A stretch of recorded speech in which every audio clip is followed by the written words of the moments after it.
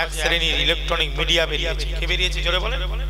Electronic media, গদি media. কি media? গদি মিডিয়া। বাংলাতেও আছে অন ক্যামেরা। আমি বলছি ওই আর বাংলা বলে একটা আছে, দেখতে বুঝলে? আর বাংলা পাক্কা শয়তান।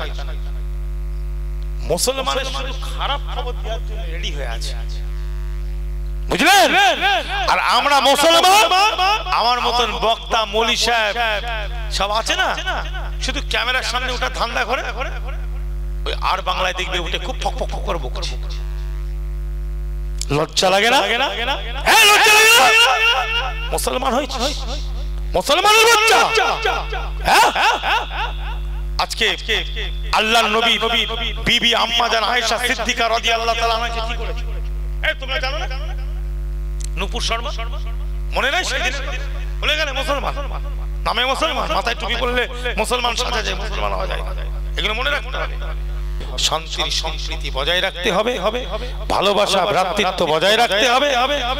বাংলার মানুষ আমরা, বাংলা ভাষা যাতে নষ্ট না হয়ে যায়, বাংলা থেকে বাংলা ভাষা না উঠে যায়, অবাঙালিরা এসে আমাদের বাংলা ভাষার উপরে যে অত্যাচার করছে। ভাই অনেক জায়গায় আছে আমরা বাঙালিরা অন্য রাজ্যতে যখন যায় বাংলাতে কথা বললে টিটকিরি দেয়, তাই না? বলেন টিটকিরি দেয় না? সত্যি কথা বলে। আর আমাদের এখানে তারা অন্য ভাষা দিয়ে ব্যবসা করে চলে যাবে, আমরা ছেড়ে দেবো কেন? আমরাও বলবো বাংলায় ব্যবসা করতে গেলে বাংলা ভাষা ব্যবহার করে ব্যবসা করতে হবে, ঠিক না? যেমন আমরা বাঙালিরা অন্য রাজ্যেতে গেলে বাংলা বললে তোমরা হাসাহাসি করো, বাংলা বলে বুঝি না, ভারতবাসী হয়ে বাংলা বোঝে না, বুঝলেন? শিখে নেওয়া দরকার আছে না নাই? তোমরা যদি আমাদের বাংলা ভাষা শেখো, তোমরা অন্য রাজ্যের মানুষ যদি আমাদের বাংলা ভাষা শেখো, আমরাও এখানে বাঙালিদেরকে বলবো তোমরা একটু হিন্দিটা শেখা, ঠিক না? তাহলে ঠিক আছে। তোমার ওখানে গেলে বাংলায় কথা বলা যাবে না, আর আমার এখানে এসে তুমি হিন্দি ভাষা উর্দু ভাষায় তুমি এখানে ব্যবসা করবে, আমরাও তোমাদেরকে বলবো বাংলা ভাষা বল, মানে ব্যবসা চলবে। কি এখানে আমাদেরকে সর্বধর্মের মানুষ কাঁধে কাঁধ মিলিয়ে লড়াই চালাতে হবে না? হবে না? জোরে বলে। আমাদের মধ্যে ভেদাভেদ, আমাদের মধ্যে বিভাজন কিছু মানুষ করতে চাইছে। আর তৃতীয় নম্বর কথা, সমাজে ওই নূপুর শর্মা যখন কেস হলো তখন ওই আর বাংলা কি বলেছিল ভালো করে শুনবে, চ্যানেলটা করে শুনবে। আল্লাহর নবীর শানে কি বলেছিল? নাউযুবিল্লাহ, আমি পড়ছি, আপনারা পড়ে নাউযুবিল্লাহ।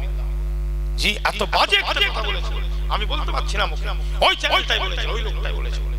ওই চশমা পরা একটা লোক আছে, ওর নামটা আমি ঠিক জানি না, বুঝলেন? পাক্কা শয়তান একটা কথা, বুঝলেন? এত বাজে কথা বলেছিল নবী নিয়ে। সেই জায়গায় কোনো কথা নেই। মুসলমানের বাচ্চা, মুসলমানের ঘরে জন্ম নিয়েছে।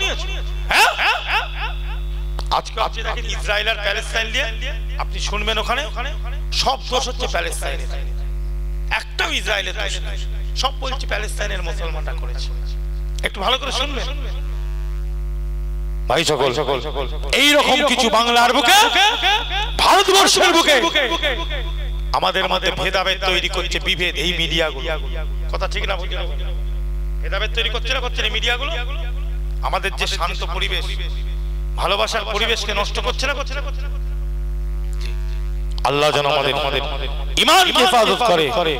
জি, আজকে লড়াই করছো স্বার্থের জন্য, আর আল্লাহর মসজিদ ভেঙে দিচ্ছে, আল্লাহর মসজিদ খেলি আজে বাজে করছে ইসরায়েল। এই নিয়ে প্রতিবাদ আগে করার দরকার আছে না? হ্যাঁ, আপনার ঝান্ডা আপনাকে বাঁচাবে না আপনার আল্লাহর ঘর আপনাকে বাঁচাবে? আল্লাহর ঘরের জন্য যদি আপনি কথা বলেন, আমার বিশেষ করে অন্য কোনো মসজিদ নয়, যে মসজিদের নাম আল্লাহ কোরআনে দিয়েছে, রাসূলুল্লাহ হাদিসে বলেছে, জোরে বলুন। তার বেলায় কোনো কথা নেই, কোনো প্রতিবাদ নেই। জি, আল্লাহ যেন আমাদের বোঝার ক্ষমতা দেন, আল্লাহ যেন আমাদের ঈমান, আমাদের আমালকে হেফাজত করেন, জোরে বলেন আমিন।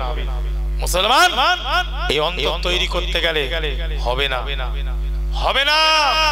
অন্তর আমাদের লোহা হয়ে গেছে, ভিতরটা এই লোহাকে মরিচা পড়ে গেছে আর লোহা হয়ে গেছে। এই লোহাকে গলাতে গেলে, নরম করতে গেলে কি করতে হবে? আল্লাহর কোরআন তিলাওয়াতের দরকার আছে না নাই? জোরে আছে না নাই? বলুক। মুসলমান সমাজে বেশিরভাগ সংখ্যা আল্লাহর কোরআন পড়তে জানে না, আল্লাহর কোরআন পড়ে না, আল্লাহর কোরআনের সঙ্গে কোনো তাদের সম্পর্ক নামে বলে মুসলমান। এক পারা নয়, দু পারা নয়, শুধু মস্তানি দেখালে হবে না, খুব মস্তানি দেখাচ্ছে, বুঝলেন? খুব মস্তানি দেখাচ্ছে। মস্তানি বেশি দিন টিকবে না, 40 বছর পার হবে কি তার আগেও হয়ে যেতে পারে, ঠিক না ভুল? জোরে বলে। কি দিয়ে তৈরি আমরা? একটা নাপাক পানি দিয়ে। কি দিয়ে? জোরে বলে। নাপাক পানি, যে পানিটা শরীরে লাগলে কাপড়ে লাগলে নামাজ হবে না, ঠিক না ভুল? জোরে বলে। আর মরে যাওয়ার বাদে একটা মেয়েকে পছন্দ করে বিয়ে করেছিল, প্রেম করে, বুঝলে? খুব ভালোবাসে আমার বউ আমাকে। এই মরে যাওয়ার বাদে এই চৈত্র মাস আর বৈশাখ মাস জ্যৈষ্ঠ মাসে যদি মরে একবার কেউ, আর যদি সুগার রোগ থাকে, কথা বুঝতে পারছো? হ্যাঁ, এই মরে যাওয়ার বাদে এমন গন্ধ বেরোচ্ছে, ওই যাকে প্রেম করে বিয়ে করেছিল ও বলছে তাড়াতাড়ি পুঁতে দিয়ে কে আর রাখা যাবে। এই কথা বোঝা যাচ্ছে না? যাচ্ছে না? কোথায় ভালোবাসা গেল বাবা? হ্যাঁ, অতএব আমাদের সেইভাবে একটু চলা দরকার আছে না নাই? আছে না নাই? খুব সাবধানে চলবে। কে কি বলছে শুনবে না। কবরে যখন যাবে কোনো হুজুরও যাবে না, কোনো মৌলী সাহেবও যাবে না, নিজের জবাব নিজেকে দিতে হবে, ঠিক না? বলছে সেইভাবে কাজ করো, ওসব পাগলামি ছাড়ো, কিচ্ছু লাভ নেই। কোথায় তুমি বুঝাচ্ছ? আমার আব্বাজানকে চেনেন না? চেনেন না? চেনেন? কুতুবউদ্দিন হুজুর চেনেন? জি। 8টা থেকে 9টার উপরে ভাষা জানে, বিভিন্ন ধর্মগ্রন্থ নিয়ে গবেষণা করেছে। হ্যাঁ, কথা বুঝলে কি তোমরা বোঝাচ্ছ ভাই? এখন তো নতুন নতুন সব গজিয়ে উঠেছে, কথা ঠিক না ভুল? জোরে বল। অল্প বিদ্যা এসআইটিক সোসাইটিতে 22 বছর রিসার্চ করেছে, জোরে বলে সুবহানাল্লাহ। এই মুহূর্তে 95 বছর বয়স, কত জোরে বলে? 90 থেকে 95 বছর বয়স। জি, এখনো তাফসীর লিখছে, কোরআনের তাফসীর করছে, জোরে বলে বুঝলেন? তাহলে তাদের কথা নেব না, আমার কথা নিয়ে হয়ে গেল। দাদা হুজুর আমাদের মুজাদ্দিদ, জোরে বলুন সুবহানাল্লাহ। यतीमों को अपने गले से लगाया, यतीमों को अपने मोहब्बत किया था, यतीमों को अपने इश्क किया था, यतीमों को अपने उल्फत किया था, यतीमों को अपने, यतीमों को अपने खाना खिलाया, यतीमों को अपने पानी पिलाया। अल्लाहुम्मा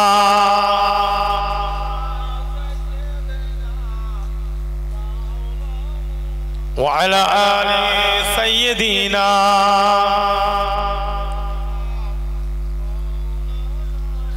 আমার দিন দরদি আল্লাহ ওয়ালা ভাই জানেরা, তাহলে এতক্ষণ যে আলোচনা, আমার ইসলাম ধর্ম হলো শান্তির ধর্ম, জোরে বলুন না সুবহানাল্লাহ। তার দেশ সে নিচ্ছে, যাদের দেশ তারা দখল করছে, অন্যজনরা দখল করে নিয়েছিল আমার জায়গা জোর জবরদস্তি করে। এখন আমার সময় এসেছে, আমি চেষ্টা করছি আমার জায়গাটা দখল করার। ওটা আমার জায়গা, কথা বোঝা যাচ্ছে? যারা নিজেদের জায়গা দখল করে তাদেরকে জঙ্গি বলতে নাই। এই শব্দটা যারা বলে তারা হচ্ছে মূর্খের একটা জায়গায় বসবাস করছে। জি, জঙ্গি কাকে বলা হয়? জি, যারা বিনা কারণে তাদের জায়গা নয়, বেকার বেকার একটা মানুষের উপর অত্যাচার করছে, একটা মানুষকে আঘাত করছে, সেই মানুষটার কোনো দোষ নাই, তাকে বলা হয় জঙ্গি, কথা ঠিক না বুঝলে বলে? তাকে বলা হয় জঙ্গি। বিনা কারণে কেউ যদি কারোর উপর আঘাত করে এটাকে জঙ্গি বলা হয়। এটা জঙ্গি কারা? ইসরায়েলরা হলো জঙ্গি, যারা অন্য জনের জায়গায় এসে বসে বলছে ওটা আমার, জোর জবরদস্তি করে।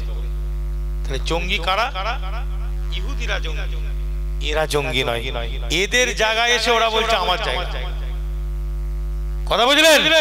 জি। তাহলে ভারতবর্ষের বুকে এখনো কিছু মানুষ চেয়ারে বসে আছে যাদের চেয়ারে বসার যোগ্যতা নাই, যোগ্যতা অর্জন করেনি, কিন্তু তাদেরকে ওই রকমই যাদের যোগ্যতা নাই তারা ঠেলে ঠেলে বসিয়ে দিয়েছে। কথা ঠিক না ভুল? এই জন্য এই অভদ্র, এই অশিক্ষিতর মতন কথা বলছে আমেরিকার প্রেসিডেন্ট, ইসরায়েলের প্রেসিডেন্ট কি বলছে? ছেড়ে দাও। পাবলিক কিন্তু বলছে ওই জায়গাটা হলো প্যালেস্টাইনের জায়গা। জোরে বলুন সুবহানাল্লাহ। কথা বুঝলেন? আরে ভারতবর্ষ আমাদের সকলের। এই ভারতবর্ষ কাদের? জোরে বলে সকলের। আমি আজকে দেখছিলাম একটা মন্ত্রী, কথা বুঝলেন, রবীন্দ্রনাথ ঠাকুরের গলায় মালা দিচ্ছে। কি দিচ্ছে? সম্মান, তাই তো? জন্মদিন যখন হয়, জন্ম জয়ন্তী বলে না কি গো, বলে তো নাকি? জন্ম জয়ন্তী বলে না? হ্যাঁ বলে তো। তখন মালা পরানো হয় না? মহাত্মা গান্ধীর গলায় মালা পরাচ্ছে, কখন রবীন্দ্রনাথ সভা, আমাদের দেশে অনেক, রাজীব গান্ধী, তাই রবীন্দ্রনাথের গলায় মালা পরাচ্ছে, রবীন্দ্রনাথকে সম্মান দিচ্ছে। কিন্তু রবীন্দ্রনাথ যে একটা কথা বলেছিল, আমি চিন্তা করছি ওই মন্ত্রীকে ওই কথাটা মানে। রবীন্দ্রনাথ একটা ভাষা বলেছিল, এসো হে আর্য, এসো অনার্য, হিন্দু মুসলমান। এই চারটে শব্দ রবীন্দ্রনাথ বলেছিল। কিন্তু যে মালা দিচ্ছে সে বলছে মুসলমান, তারাও দেশ বাঁচাও। রবীন্দ্রনাথের গলায় মালা পরানো, ভাই রবীন্দ্রনাথ ঠাকুরের গলায় মালা পরাতে গেল, সেই রকম যোগ্যতা সম্পন্ন মানুষ হওয়ার দরকার আছে না নাই? জোরে বলে। সেই যোগ্যতা থাকতে হবে। রবীন্দ্রনাথ ঠাকুর বলছে এই ভারতবর্ষ বাংলাকে বাঁচাতে গেলে আর্য অনার্য হিন্দু মুসলমান উভয়কে ডাকছে। কি বললাম? উভয়কে। আর যারা মালা পড়াচ্ছে তারা বলছে মুসলমান বাদ, আর রবীন্দ্রনাথ বলছে মুসলমানের দরকার। তাহলে এদের কথা মানবো না রবীন্দ্রনাথের কথা মানবো? ভাই এক নম্বর। বিবেকানন্দ নাম শুনেছেন তো? বিবেকানন্দ নিশ্চয়ই শুনেছেন। এই বিবেকানন্দ এক জায়গায় বলছে, for our motherland a junction of great system, Hindus and Muslim is the only hope. বিবেকানন্দের এটা ভাষা। বিবেকানন্দ বলছে আমাদের মাতৃভূমির জন্য, ফর আওয়ার মাদারল্যান্ড, আমাদের মাতৃভূমির জন্য, ফর মানে জন্য, আওয়ার মানে আমার, আর জংশন অফ গ্রেট সিস্টেম। ইন্ডিয়ার ব্যাপারে বিবেকানন্দ বলছে, ইন্ডিয়া ভারতবর্ষটার ব্যাপারে, হ্যাঁ, for our motherland a junction of great system. Junction মানে স্টেশনে জংশন হয়, সব রাজ্য ট্রেন এসে দাঁড়ায়, জংশন বলা হয়। লোকাল স্টেশন হয়, সব রাজ্য ট্রেন দাঁড়ায়। তা ভারতটাকে কেন উনি জংশন বলেছে জানেন? সংযোগ স্থল, একটা মিলন ক্ষেত্র, যেখানে বিবেকানন্দ চিকাগো কনফারেন্সে বলেছিলেন আমেরিকায়, সর্বধর্মের মানুষ, সর্বস্বজাতির মানুষ, সর্বগোত্রের মানুষ, সর্বভাষাভাষীর মানুষ, আমি বিবেকানন্দ এমন একটা জায়গায় জন্মগ্রহণ করেছি, এমন একটা দেশের আমি মানুষ, আই এম প্রাউড, আমি গর্বিত, আই এম ইন্ডিয়ান, আমি ভারতবাসী। কেন? এমন একটা দেশ যেখানে সব ধর্মের মানুষ, সব ভাষাভাষীর মানুষ বসবাস করে। চিকাগোতে বলেছিলেন কনফারেন্সে এই কথাটা, সব কথার মধ্যে এই কথাটা বলেছিলেন। জি, সেই কথাটা একটু ব্যাখ্যা করে উনি বললেন, জাংশন, ভারতবর্ষটা একটা জাংশন, মিলন ক্ষেত্র, একটা মহৎ পদ্ধতি, গ্রেট সিস্টেম, মহৎ পদ্ধতি, সর্বধর্মের মানুষ বসবাস করে।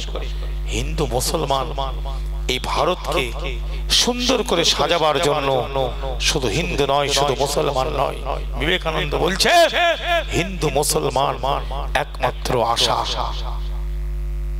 Is the only hope. কথা বলছে হোপ মানে কি? আশা। তাহলে মুসলমানকে বাদ দিয়েছে বিবেকানন্দ। আর আজকালের কিছু বুদ্ধিজীবী হয়ে গেছে, বিরাট বুদ্ধিজীবী, তল্পবিদ্যা ভয়ঙ্করী, বলছে মুসলমানকে তারা।